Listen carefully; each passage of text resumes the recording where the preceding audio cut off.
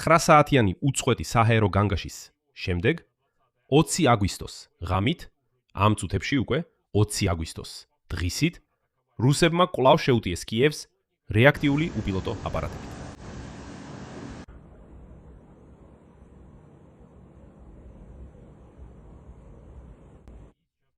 ამჟამად მონიტორინგის არხებიდან ვიღებთ ინფორმაციას, რომ 21 აგვისტოს ღამით რუსები ამზადებენ განმეორებით მასიურ სარაკეტო იერიშს უკრაინის დედაქალაქს. ალბათ იმიტომ, რომ კიევის მახლობლად მდებარე სასურსათო საწყობები ბოლომდე არ გაანადგურეს.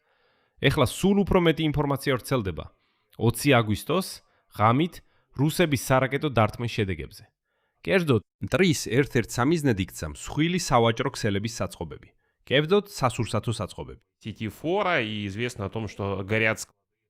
ამ ფონზე სულ უფრო მეტი შემაშფოთებელი სტატია ჩნდება უკვე დასავლურ მედიაში იმის შესახებ, რომ სამწუხაროდ ინფორმაციის დამალვა იმის შესახებ, რომ უკრაინის სუპერმარკეტების თაროებზე სულ უფრო ნაკლები პროდუქტი რჩება, უკვე აღარ ხერხდება. და დღეს გამოვიდა ასეთი, იცით, გულის სამაჩუყებელი New York Times-ის მასალა, რომელიც სწორედ აღწერს თვითმხილველის სიტყვებს, იმხვებს იმაზე, რაც ხდება. მაგალითად, სილპო სუპერმარკეტების ქსელში კიევში და იქ სამწუხაროდ თაროები ცარიელდება, რადგან რუსები სწორედ სავაჭრო ქსელების საწყობებს ურთყამენ. პირველ რიგში, რა თქმა უნდა, სასურსათოების. და ამ გამოშვების დასაწყისში მინდა გაჩვენოთ ეს ფოტო. ამ ფოტოზე ხედავთ საწყობს, სასურსათო საწყობს, სადაც ინახებოდა ჩვეულებრივი საზამთროები. და ამ საწყობზე რუსებმა ამ ღამით სარაკეტო დარტყმა მიაყენეს. ამ კონტექსტში, როგორც იცით, უკრაინის ხელისუფლება პარტნიორებს სთხოვს დაეხმარონ უკრაინის ცის დაცვაში, მოაწოდონ მეტი რაკეტა ანტისარაკეტო და საჰაერო თავდაცვისთვის. მაგრამ ჯერჯერობით ეს არ არის. სამაგიეროდ გამოჩნდა ინფორმაცია, რომ ნატოს სადაზორო თვითმფრინავი მუდმივ დაკვირვებას ახორციელებს პოლონეთის ჩრდილო-დასავლეთ ნაწილში. ამის შესახებ მოწმობს Air Now Radar სერვისის მონაცემები. და აი კერძოდ თვითმფრინავი Boeing E-3A. ცენტრი მუდმივად აკვირდება იმას, რომ ღმერთმა არქნას რუსული რაკეტები არ გავიდეს უკრაინის ტერიტორიიდან და არ გაფრინდეს პოლონეთისკენ. აი იქ ისინი იცავენ. აი უკრაინისთვის მეტი პეტრიოტის რაკეტის გადაცემა, რომ რუსებმა არ გადაწვან სასურსათო საწყობები, მათ არ შეუძლია. ხო და ცნობილია, რომ კიევზე განმეორებითი თავდასხმის შედეგად ეხლა კიევში ბიზნეს ცენტრი იწვის. ამიტომ მოდი ეხლა ოპერატიულ ინფორმაციას ერთად განვიხილოთ. მე მქვია ალექსეი და სანამ დავიწყებთ, ტრადიციულად გთხოვთ გამოიწეროთ ეს YouTube არხი. ჩვენ მივდივართ 300,000 გამომწერის ნიშნულამდე. ამიტომ მადლობელი ვიქნები თითოეული თქვენი გამოწერისთვის. მაშასე, უკვე კიევის დროით 17 საათის შემდეგ რუსეთმა კვლავ შეუტია უკრაინას უპილოტო აპარატებით. კიევზე ისევ მიფრინავდა რეაქტიული დრონების შაჰედი. და ამ თავდასხმის შედეგად კიევის გოლოსეევსკის რაიონში ბიზნეს ცენტრის შენობაში ხანძარი გაჩნდა. ამის შესახებ განაცხადა კიევის მერმა ვიტალი კლიჩკომ. მან აღნიშნა, რომ ხანძრის ადგილზე ყველა საგანგებო სამსახური მიემართება. როგორც კიევის საქალაქო სამხედრო ადმინისტრაციაში განაცხადეს, წინასწარი ინფორმაციით გოლოსეევსკის რაიონში 2 ადამიანი დაშავდა. ასევე მაშველებმა ადგილზე ერთი გარდაცვლილი აღმოაჩინეს. აღნიშნა, რომ დღეს რუსეთი მთელი ღამე საჰაერო დარტყმას აყენებდა კიევსა და რეგიონს. მტრის თავდასხმის შედეგად 20 აგვისტოს ღამით 15 ადამიანი დაიღუპა. კიდევ 39 ადამიანი დაშავდა და 12 ადამიანის გადარჩენა მოხერხდა. დრისით მტრის თავდასხმა გრძელდება. დილის 9 საათიდან კიევში უკვე 4ჯერ გამოცხადდა საჰაერო განგაში. და სამწუხაროდ მონიტორინგის არხებიდან ვრცელდება ინფორმაცია, რომ 21 აგვისტოს ღამეს რუსები დიდი ალბათობით კვლავ შეეცდებიან საჰაერო თავდასხმის გამეორებას. ბალისტიკური და ფრთოსანი რაკეტების გამოყენებით. აი დღისით ისინი აგრძელებენ დარტყმებს რეაქტიული დრონებით. გარდა ამისა, შინაგან საქმეთა სამინისტრომ განაცხადა, რომ კიევის პოლიცია აგრძელებს კიევზე მტრის კომბინირებული თავდასხმის შედეგების დაფიქსირებას. დარტყმის ადგილებთან ახლოს დარნიცაში, სვიატოშინისა და სოლომინსკის რაიონებში მუშაობენ მობილური პოლიციის პუნქტები. ამ დროისთვის ქალაქში მიღებულია 300-ზე მეტი განცხადება ქონების დაზიანების შესახებ. ასევე ღამის რუსული თავდასხმის ფონზე სულ უფრო მეტი ინფორმაცია ჩნდება იმის შესახებ, თუ ვიზზე და რომელ ობიექტებზე მიიტანეს რუსებმა დარტყმა. აღნიშნავ, რომ რუსეთის ფედერაციის თავდაცვის სამინისტროში განაცხადეს, თითქოს მათ დაარტყეს უპილოტო აპარატებისა და ფლამინგოს რაკეტების წარმოების ადგილებს. მაგრამ სინამდვილეში ასე არ არის.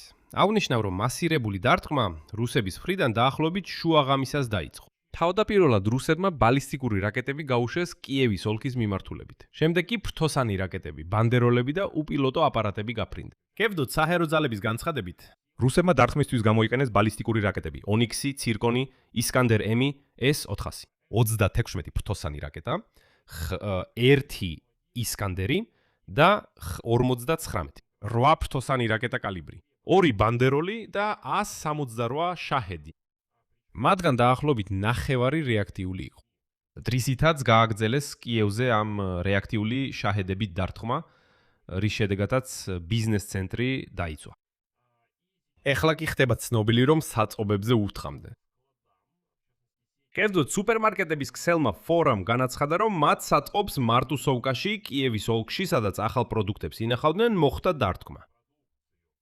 კომპანიამ ამ საწყობის გამოყენება მხოლოდ გასულ კვირას დაიწყო, მას შემდეგ რაც რუსეთის ფედერაციის წინა თავდასხმა ფორას ლოგისტიკურ ინფრასტრუქტურაზე მოხდა. კომპანიის პრესსამსახურში განაცხადეს, ციტატა: დღეს კვლავ ვცვლით მარშრუტებს და ვეძებთ გამოსავალს, რათა თქვენი საყვარელი პროდუქტები კვლავ ახლოს იყოს თქვენთან.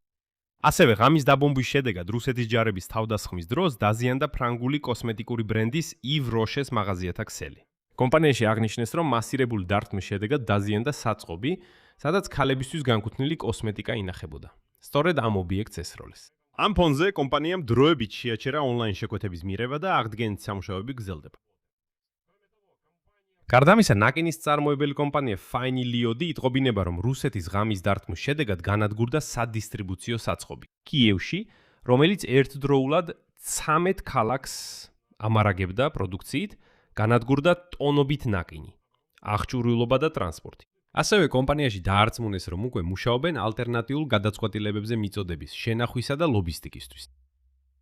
გარდა ამისა, რუსების დარტყმა ასევე მიზნად ისახავდა ნავთობაზა კლოზ-ბროვარის რაიონში, კიევის ოლქში.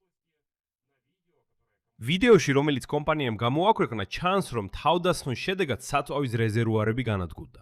გარდა ამისა, სუპერმარკეტების ქსელ ვარუსში განაცხადეს, რომ რუსებმა ბორისპოლში საწყობი დაარტყეს, სადაც საქონლის მარაგის ნაწილი ინახებოდა. შედეგების შეფასებაზე უკვე მუშაობენ, მაგრამ ეს კიდევ ერთი მიზანია, სასურსათო საწყობი. ესე იგი, აშკარაა, რომ რუსები მიზანმიმართულად ურტყამენ სწორედ იმ საწყობებს, სადაც პროდუქცია ინახება, რათა კიევში სუპერმარკეტები ცარიელი იყოს. იმისთვის, რომ ფაქტობრივად შეუძლებელი იყოს პროდუქტების ყიდვა ჩვეულებრივ სუპერმარკეტებში და ამ ფონზე ჩვენთან გამოდის New York Times-ის მასალა, რომელსაც დღეს იცით ესე გადავხედეთ და როცა თვალში მომხვდა, ეს მართლაც ამაღელვებელი მასალაა.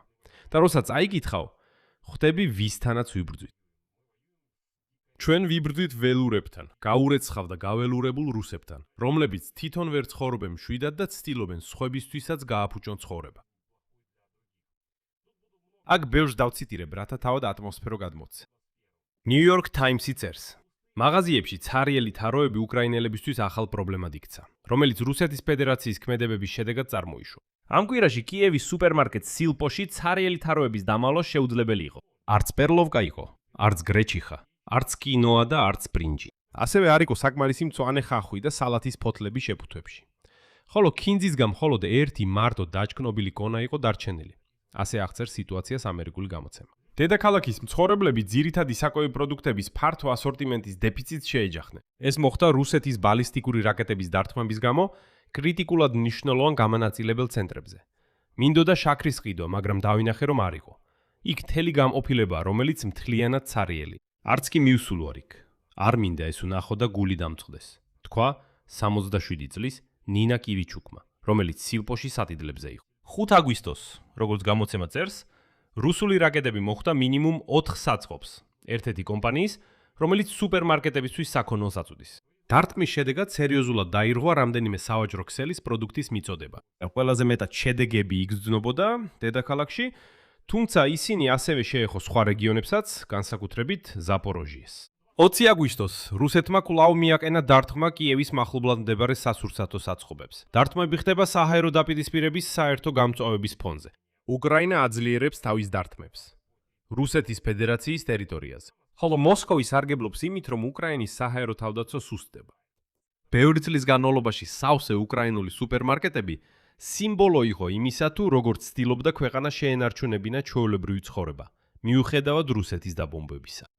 მაგრამ გასული კვირის განმავლობაში სასურსათო ქსელებმა აღიარეს, რომ დეფიციტს წააწყდნენ. რძის პროდუქტების, ხორცის, ასევე ახალი ბოსტნეულისა და ხილის მარაგები შემცირდა. და New York Times-ის მონაცემებით, კიევის ერთ-ერთ პატარა მაღაზიაში პროდუქტებიდან დარჩა მხოლოდ 6 რბილი ავოკადო, ასევე ხახვისა და ნიორის ნარჩენები. სხვა მაღაზიაში გაქრა რამენი, ქაღალდის თეფშები და პლასტმასის დანაჩანგალი. ან მხოლოდ მე ვიწყებ პანიკას ამ ცარიელი თაროების გამო. დაწერა სოციალურ ქსელებში beauty influencersმა. დაამატა, რომ ერთ-ერთ მაღაზიაში ბავშვთა კვების ბოლო 4 შეფუთვა იყიდა. მას შემდეგ, რაც სხვა მაღაზიაში ვერაფერი იპოვა, რუსული დარტყმების გამო შინაური ცხოველებით ზარალდებიან. 56 წლის სვეტლანა პეტრიჩუკი ნერვიულობს, რომ ვერ შეძლებს თავისი იორკშირული ტერიერის, ლორდის, კონკრეტული ბრენდის საკვების შეძენას. სასურსათო ქსელებში აცხადებენ, რომ მარაგების სრულად შევსებას შეძლებენ 24 აგვისტოსთვის, დამოუკიდებლობის დღისთვის. უკრაინელები სოციალურ ქსელებში ხუმრობენ საბჭოთა კავშირის დაბრუნებაზე. ზოგიერთი ხანდაზმული მყიდველი იხსენებს გოლოდომორებს, რომლებიც უკრაინამ თავის ისტორიაში გადაიტანა. და იმარაგებენ კონსერვებსა და ძივითად პროდუქტებს, როგორიცაა შაქარი, მაკარონი და ფქვილი. აი ესეთი სტატია New York Times-ში. ძალიან მინდა მჯეროდეს, რომ ესეთი მასალები როგორმე იმოქმედებს დასავლურ საზოგადოებაზე, რომელიც ჯერჯერობით საერთოდ არ რეაგირებს უკრაინის საჰაერო და ანტისარაკეტო თავდაცვის გაძლიერების კუთხით. მიუხედავად იმისა, რომ ამას ძალიან ძლიერად თხოვთ. სამაგიეროდ კონტრასტისთვის ჩნდება სხვა ინფორმაცია, რომელმაც მეც ცოტა გამაგვირვა, რბილად რომ თქვათ. ხვდები, რომ ეს ჩვენი პარტნიორების სრულიად ლოგიკური ქმედებებია საკუთარი თავის დასაცავად, მაგრამ მინდა რომ პარტნიორები დაგვეხმარონ უკრაინის ცის დახურვაში. კერძოდ გავრცელდა ინფორმაცია, რომ ნატოს სადაზვერო თვითმფრინავი დაკვირვებას აწარმოებს პოლონეთის ჩრდილო-დასავლეთ ნაწილში. ამის შესახებ მოწმობს Air Now Radar-ის სერვისის მონაცემები. მაგრამ ეს მხოლოდ ერთი თვითმფრინავი არ არის. სერვისის მონაცემებით, Boeing E-3A Sentry დღეს 8:30 საათზე აფრინდა გერმანიაში მდებარე გაილენკირხენის ავიაბაზიდან. მან რამდენიმე წრე შეასრულა პოლონეთის ქალაქებს გდანსკსა და ბიდგოშჩს შორის. სერვისის მონაცემებით, იმავე რაიონში მიემართება აშშ-ის სადაზვერო თვითმფრინავი Gulfstream EA-37B, который начал полет в Греции. მესამე თვითმფრინავი, კიდევ ერთი Boeing-ი E-3A, იმავე გერმანული ავიაბაზიდან აფრინდა 9:30-ზე და ბალკანეთისკენ მიემართება. აქ აღნიშნავ, რომ ეს სამივე თვითმფრინავი AWACS-ის სისტემისაა. ისინი წარმოადგენს საჰაერო რადიოლოკაციური დაკვირვებისა და მართვის პუნქტს. ასეთი თვითმფრინავების მთავარი ამოცანაა საჰაერო სამიზნეების აღმოჩენა, იდენტიფიცირება და მათი თანმხლება. ასევე ის გადაცემს მიღებულ ინფორმაციას ნატოს სარდლობებს, გამანადგურებლებს ან სახმელეთო პლატფორმებს. თვითმფრინავის თვალსაჩინო ნაწილი სწორედ ის რადარია, რომელიც ფიუზელაჟის ზემოთ ბრუნავს. ასეთი რადარი შეუძლია აღმოაჩინოს მოძრავი სამიზნეები ძალიან დაბალ სიმაღლეზე. მინდა მჯეროდეს, რომ ეს ყველა თვითმფრინავი ეხმარება უკრაინის საჰაერო თავდაცვის სისტემას აღმოაჩინოს ყველა რუსული სამიზნე, რომელიც უკრაინისკენ მიფრინავს. მაგრამ პრობლემა ისაა, რომ რადგანაც პატრიოტის რაკეტები არ არის ბალისტიკური რაკეტები, თუნდაც მათი აღმოჩენა მოხდეს, დასაგდებად უბრალოდ არაფერი აქვთ. და ეს ნამდვილად პრობლემაა იმ ფონზე, რომ რუსეთი, როგორც ხედავთ, ცდილობს სრულად გაანადგუროს სწორედ ეს სასურსათო საწყობები, იმისთვის, რომ ალბათ კიევში სუპერმარკეტები ცარიელი ყოფილიყო, პანიკა შექმნილიყო და არ ვიცი, რომ საზოგადოება ზეწოლას ახდენდეს ხელისუფლებაზე.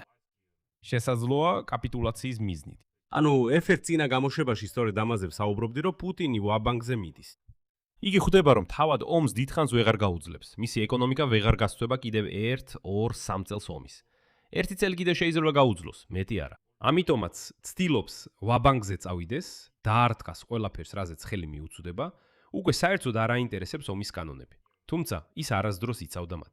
აი ენერგეტიკაზე დარტყმა არ გამოუვიდა. წინა ზამთრებში სითბოსა და თბოელექტროსადგურებზე ურტყამდა, მაგრამ არ გამოუვიდა. ეხლა კი დაიწყო დარტყმა, ობიექტურად უკვე საკვებზე, ანუ სასურსათო პროდუქტებზე. კიდევ ერთხელ ვაჩვენე გადაცემის დასაწყისში ის ფოტო, რომელიც გულს მიკლავს. ეს საწყობია, სადაც საზამთროები ინახებოდა, საზამთროები. ეს რა არის? რა არის ის, რაც რუსეთს ემუქრება? და აი ესეთ საწყობებზე ახლა რუსეთი თავის რაკეტებს ისვრის. ამიტომ მეგობრებო, დიდი ალბათობით 21 აგვისტოს ღამეს განმეორებითი მასიური შეტევა იქნება. ამიტომ აუცილებლად წადით თავშესაფარში და არ უგულებელყოთ საჰაერო განგაშის სიგნალები. აქცენტილებს დავაყენებ, გამოიწერეთ არხი, თქვენი აზრი კომენტარებში დაწერეთ და დააწექით ზარს, რომ არ გამოტოვოთ ახალი გამოშვებები ამ YouTube არხზე. ეს იყო სუ. აუცილებლად იზრუნეთ საკუთარ თავზე. ყველას დროებით.